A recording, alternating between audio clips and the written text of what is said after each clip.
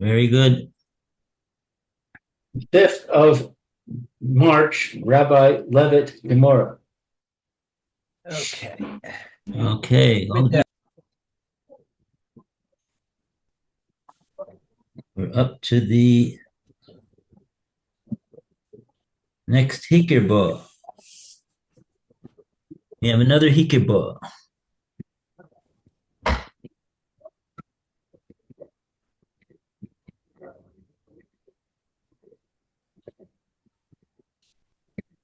Hikra She'ena Shalom.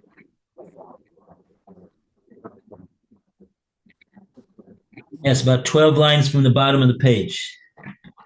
Tes Bava Amud Beis. Sure recognized that the property was not the seller's. Nevertheless, he purchased it and improved it, and then it was seized by the owner, Ma'os Yesh Lo.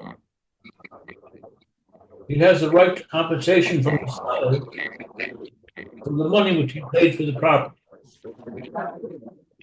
Sheva Ein Lo, or Shevach Ein Lo.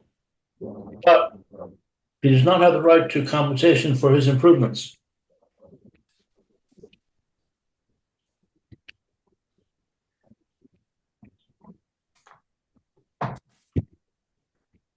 Another Acha Rayush.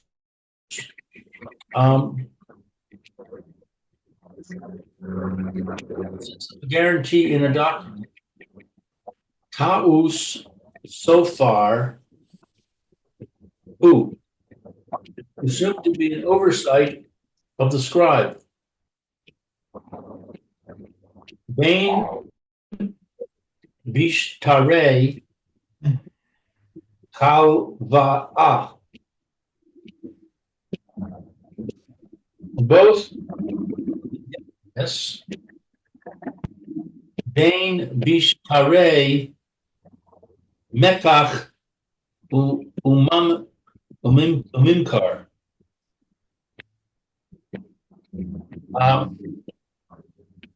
And to bills of purchase and sale.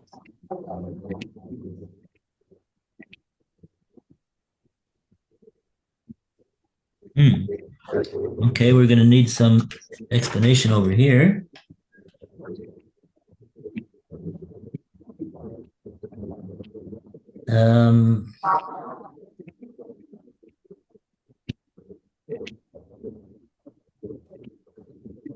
Yeah, we're going to need some explanation over here. It seems to be that we're understanding that this is Rava continuing to talk.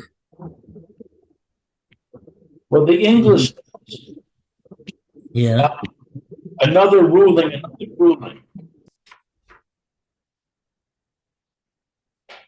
So apparently, according to the English, these are independent statements.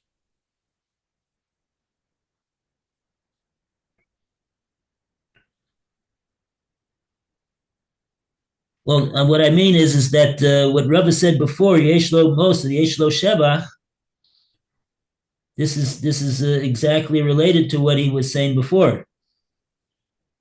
He's showing how this will work in this case.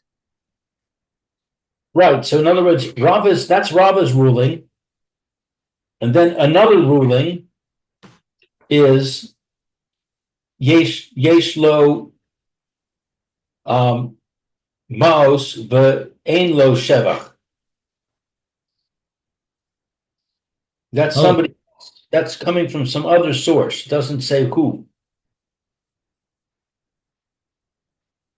And then another ruling, in other words, another source about the oversight of the scribe.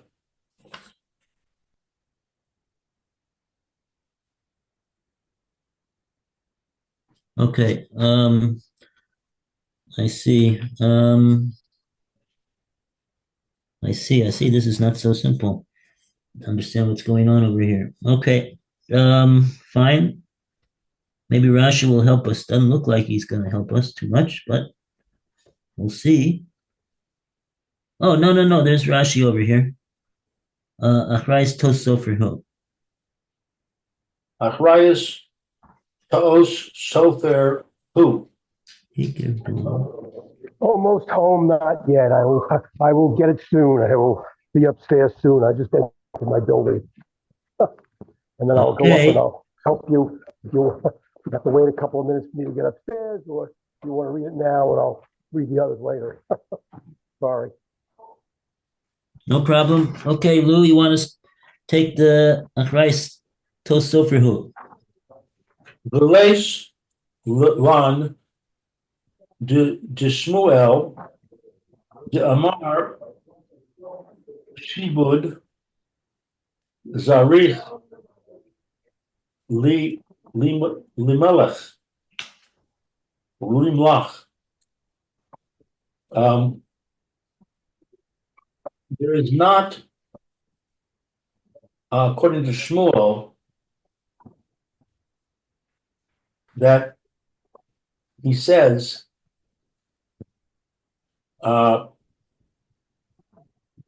Shibud is the lien needs,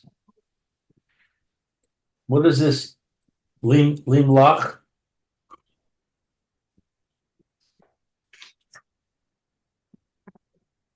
Leislan de Shmuel de Amar Shibud Sorich Limlach. That the sofer, when he's writing the document, and now he gets to the point where he needs to write the clause of Achrayus, detailing the extent of responsibility of the mocher if the land gets taken away. So he can't. So he has to consult.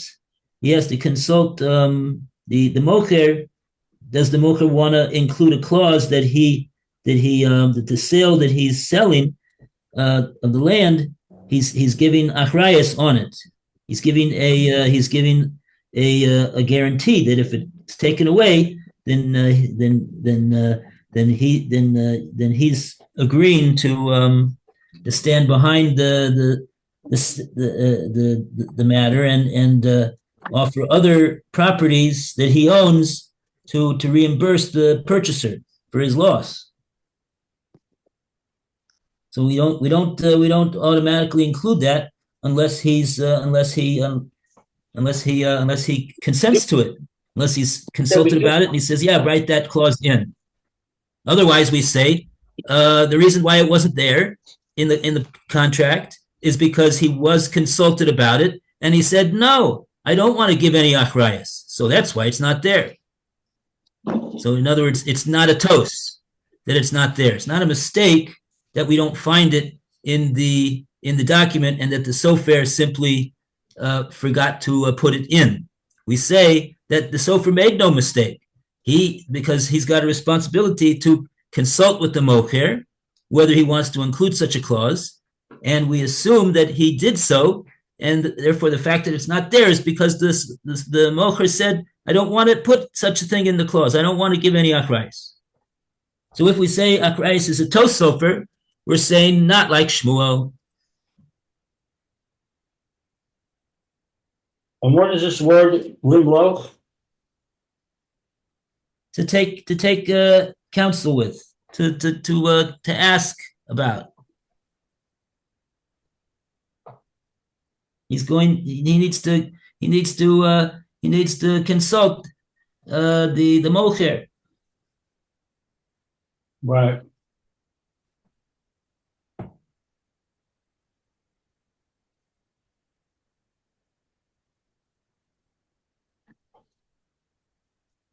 Okay.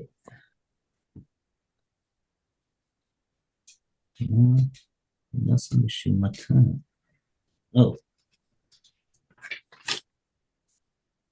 Achrayus tos sofer hu.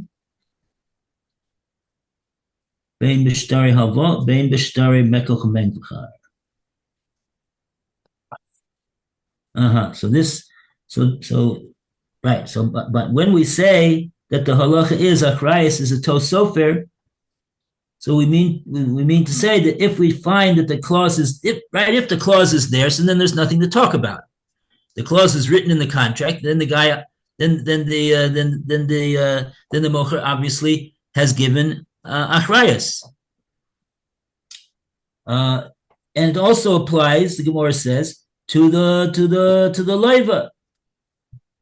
The Leva is the one who makes out, the borrower is the one that makes out the lending agreement, and he writes in has the sofa write in whatever it is that he wants, and if it's there, so then obviously, so he's giving achrayus. The question is, what do we say about the fact that it's not there? If it's not there, so then we got two choices. Do we go like Shmuel and we say that it's not a tos, that it's not there? It's not there intentionally. It wasn't a mistake. We're saying here in the Gemora, no, the psak that Rav is saying over here is that we regard it as, yes, a tos. It is a mistake. And that'll apply whether it's bein b'shtari halva, bein b'shtari mekach u'memkar, whether it's an agreement for a loan or it's an agreement for the purchase of property. Okay. Excuse me. I'm back in the house so I can read if you need. Okay, so we don't see any Rashis at this point. Well, after the law that you just said, right? That's yeah. The next word is choser in the Rashi. okay. So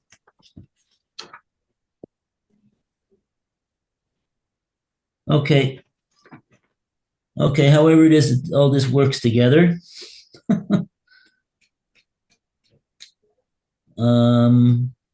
I guess what I'm bothered by is that if you say the first statement is Shmuel, is Rava.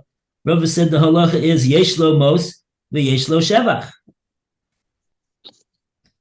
and the next statement is mos yesh lo shevach ein lo. So it doesn't seem like it's the same. It's not the same speaker.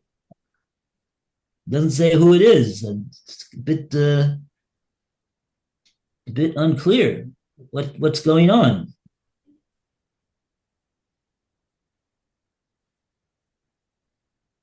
Unless we say he's talking about different things in those two cases.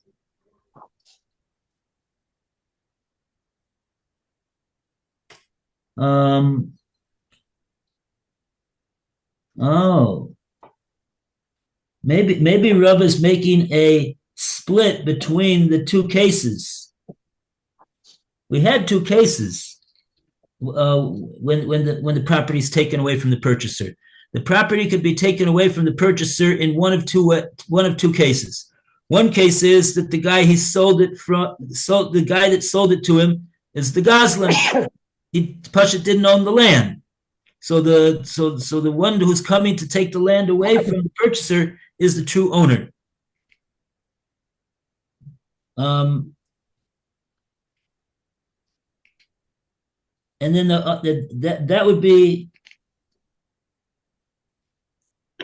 and the other case would be that no, the one that sold him the land, he owns the land, and it's a sale, but he had a creditor. He borrowed money before he sold this land to the purchaser, and now since he didn't pay back on the loan, so now the creditor, he's got a right to take nechasim mishubadim, encumbered property that was sold by the borrower to a third party. And maybe that accounts for the difference in the din between these two dinim over here that Rav is saying. In other words, Rava said, I'm a Rava Hilchasa. The halacha is as follows. And then he lists one case. And he says, Yesh lo mos v'yesh lo shevach. 130. And then the next case, he says, mos yesh lo, shevach ein lo. Want to go to Rocco today?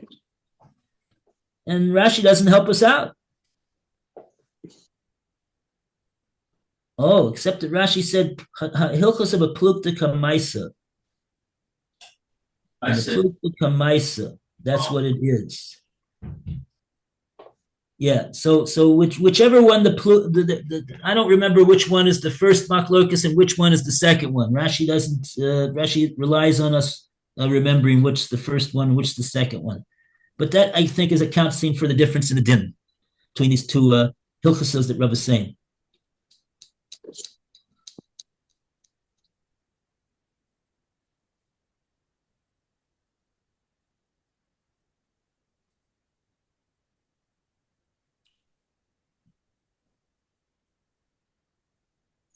Okay, so it's a bit unclear.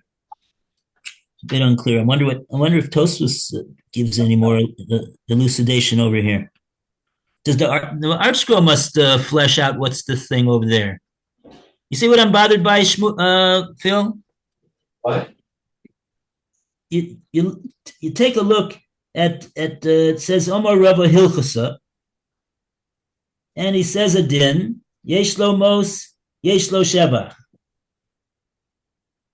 So it doesn't really tell us what the case is that he's talking about, but it's some type of a case with a purchaser, and he purchased land. He made improvements, and we say that the Rav says the din is hilchasa. He gets mos. He has mos, meaning he'll get reimbursed the purchase price, but the improvements he won't get. And then after that, it says another case. Hikerbo, she'ena shalo. Oh, 1 second. We just didn't read it right. In other words, in the first case, the purchaser didn't realize. He didn't realize that he was buying land that was stolen. That's the first case. He wasn't a hikerbo.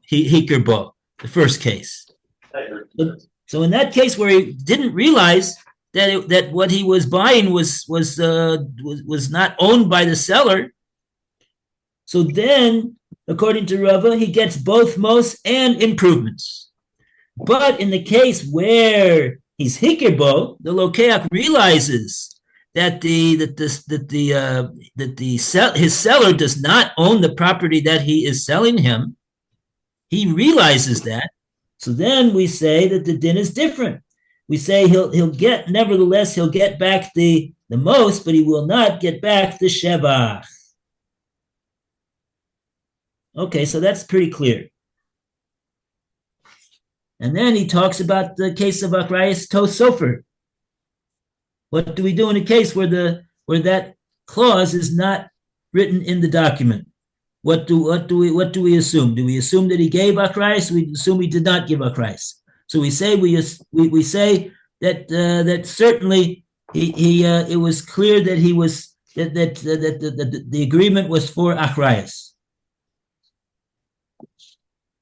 We said at the time that certainly it's got to be that way because otherwise the what do you call it? The buyer would not buy the property, and the lender would not lend the money unless he's putting down money and he's got some guarantee on the fact that he's putting down money. So that'll be the case whether it's a loan agreement, whether it's a property sale agreement. Okay, I think that's clear now.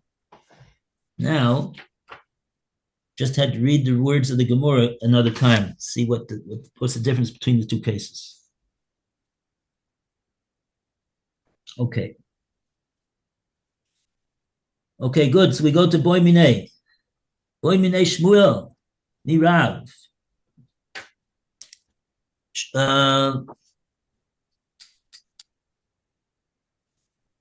Phil, you want to read? Because you haven't read yet. Yeah, well, let me, we're up to the boy mine. Yeah, boy minay. Okay. Let me just find the place where the boy mine is in the Gemora, not in the art scroll. 15, The art scroll. right-hand column, second. 3, 4, 5. I see where it is in the art scroll. I'm trying to see where it is in the Gemara itself without reading the art scroll pages. Phil, go 8 lines from the bottom of the page up. And it's the last 3 words on the line. Boy minay Shmuel. Boy mine. Okay, he asked of Shmuel asked up my Rav on Rav. Choser, he gave it back. And he purchased it in Bali Rishonim from the original owners. Mahu. What is the law? Okay. And the Chazar, there's a Chazar in the Rashi in that, in the exact same spot, right to the left of that. Who's the one who gave it back? The Gazlan, the thief. The law called me Bali Rishonim. Then the thief bought it from the original owners. The Achar, afterward, Shemachar Lilko, after he sold it to the purchaser. Right. In other words, at the time that the Goslin sold the property to the purchaser, he did not own the property. So the sale was totally invalid. But subsequent to that, that's what it means. Chazar, he went back and Velakha, and he, the Goslin, in other words, purchased the property that he stole from the guy, Bailim Rishonim, from the original owner. He went back and bought it fair and square from the original guy. So we want to know Mahu. What's the din in this case? Now we got a Rashi on this. What exactly does the Gemora mean when it says what's the din? Which din? Is what Rashi's going to answer, and hopefully. Who do you want to read? Okay. We do have just one more. Can I read the one more Rashi after that? If it connects it, the Mahu. You want to read that? Okay, fine. There's one, because that one word was part of it. That was the end of the question. Right, okay, that's your Rashi. Mahu, what we law, Leo, to be Bimkom Baalim, to be that they should be, we're talking about the Gazlan here, instead in the place of the Baal of the owners. Ki'ilu Lacha, he purchased it, Achar, afterwards, the Metzia Miyad Alokech, it was taken out of the hands of the purchaser.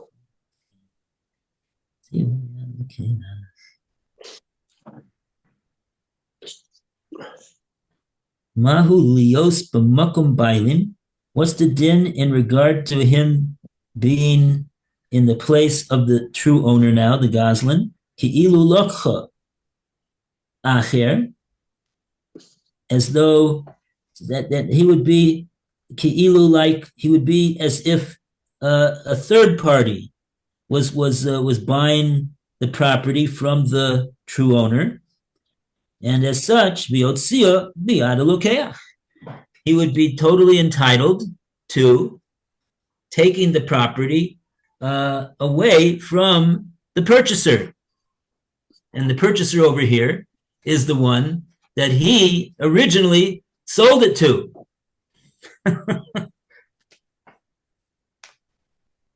Wow.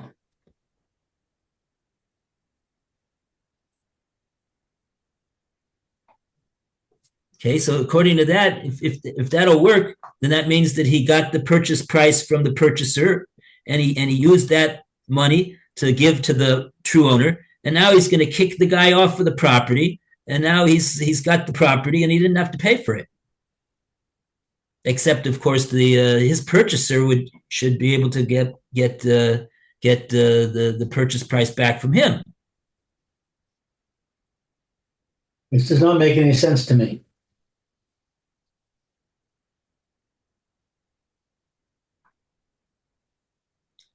Yeah. When he sold the property, he didn't own it. Their sale was invalid. Right. So therefore, he can't. It doesn't seem to me that he has any rights to do anything. Well, now he's going to buy he's buying the property now from the real owner. After he said, yeah, right? The first step was Goslin steals property from real owner. Second step is Goslin sells property to purchaser. Third step is Goslin buys the property from the original owner.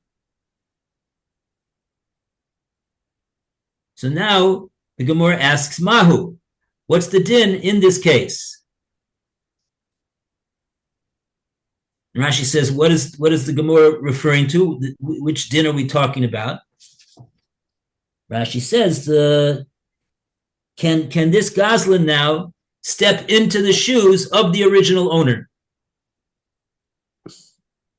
Meaning, it's clear that the original owner, he would be able to go to this purchaser and say, sorry, but this land belongs to me and it doesn't belong to you, so get off. That's clear that the original owner, the real owner, that he'd be able to do that.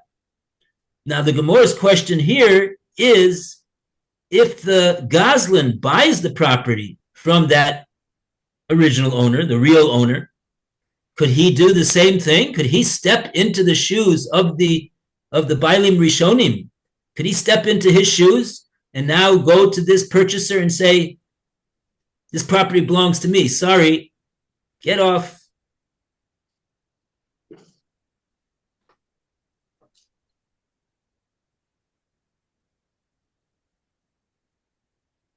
So why does it say Kol Zechus Shetavo Liyado?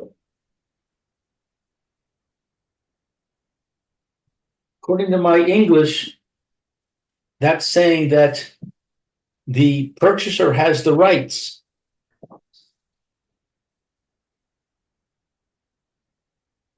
Okay, we didn't get there yet. That's already Rav's response to Shmuel's question. So far, we got Shmuel's question, and Rashi explained us what's the import of Shmuel's question. So that's the Hava Amina at this point. Could the Goslin be like now take over from the original Bailim, just like if somebody else? Rashi says ki'ilu lokcha acher. Could he step in? Could the Goslin now step into the shoes of the what's he call him over here? The b'makom Bailim. Could he step into the status of the real Bailim, just like a third party would? If a third party came along and the original owner sold it to him, there's no doubt that third party would be able to go and kick that purchaser off the land, right? So the Dibur Moscow we're reading now is Chazar? Yeah. I see. Okay, I'm with you. So we got a Shmuel didn't know what to say about this. Could this Goslin do such a thing? Could he step into the shoes of the owner, just like a third party who bought it from the owner could do? Or do we say no? He's a Goslin. Once a Goslin, always a Goslin. He can't kick off the guy that he sold the property to. That's what Shmuel wants to know. Right. Okay, so now he asked Rav, and now Rav is answering him. Amar le in the Gemara. I think we're up to Mahu. I said the word Mahu already. No, that's just what we've done right now. That's just what we've been saying. The question, now we need the answer. Before we get to Amarle. Mahu means what's the din in this case? So we're Right. saying what's the so we got two ways of looking at it.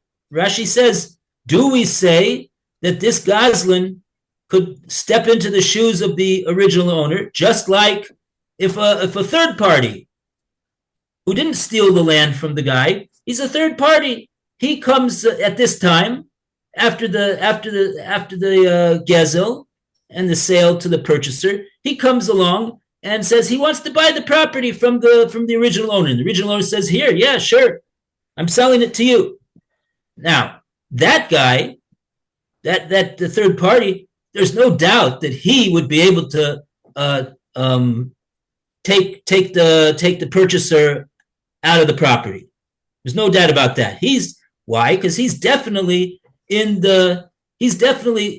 to stand in the shoes and take over from the original owner. He brought the property. He didn't steal it from him, and he's certainly the owner of the property. He could now go and take away the property from the purchaser. That we have no doubt, says Rashi.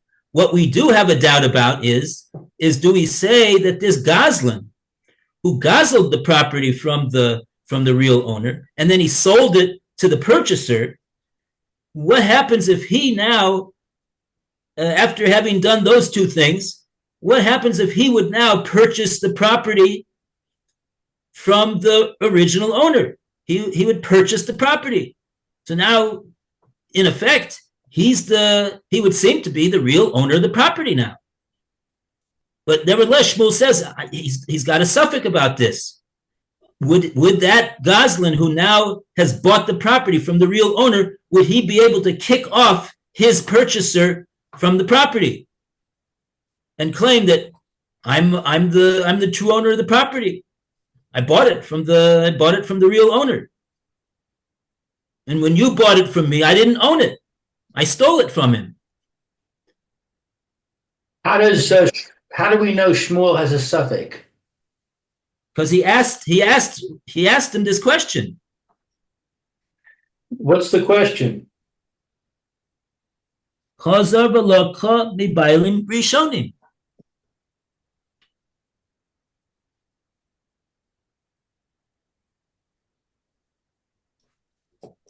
Boy b'nei Shmuel may Rav. Shmuel inquired of Rav, if the Goslin goes back and buys the property from the Bailim Rishonim, the original owner, Mahu, what's the din in that case? Okay, so Mahu says, what's the din in that case, right? Yeah. Okay, so that's the suffix. That's how we know there's a suffix, because he says Mahu. Right. Okay, there's a Rashi on Mahu. I read that already. Yeah, that's what we've been talking about. Okay, I'm confused. I missed the Rashi on Mahu. What does it say?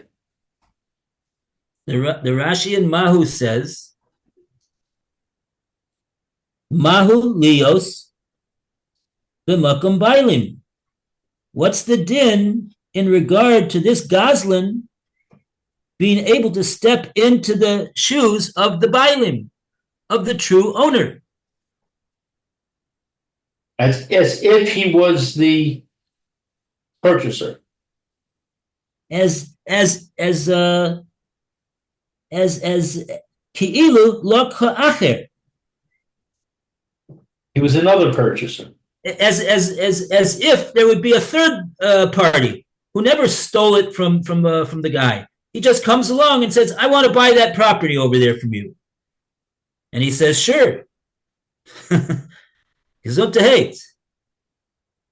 I'm selling you the property. We got no doubt about that guy.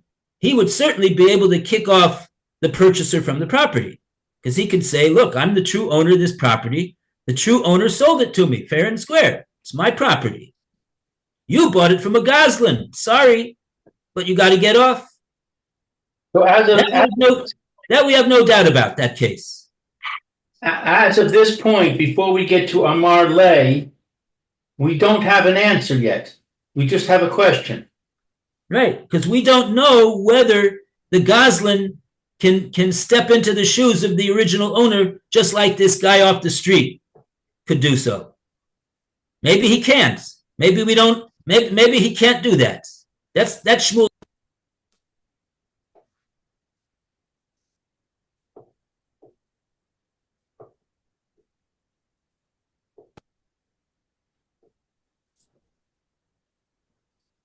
Sorry, I lost my speed for a second here. Let me fix it.